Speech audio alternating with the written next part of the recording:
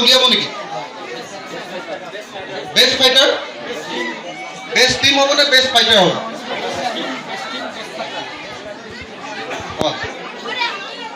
এটা কাম কৰোঁ, মোৰ ফালৰ পৰা বেষ্ট টিমটোৰ কাৰণে টকা 10,000 আৰু বেষ্ট ফাইটাৰজনৰ কাৰণে টকা 5,000 দেই।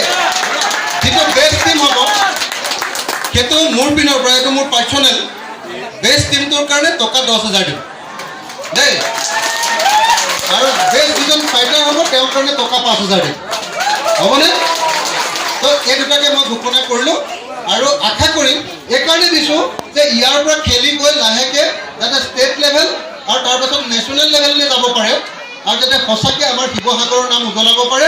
আৰু যদি নেশ্যনেল লেভেলত খেলিবলৈ যায় তেতিয়াহ'লে সমস্ত খৰচ মই বহন কৰিম। MLA কোনোবাই যদি ইয়াৰ পৰা খেলিবলৈ যায়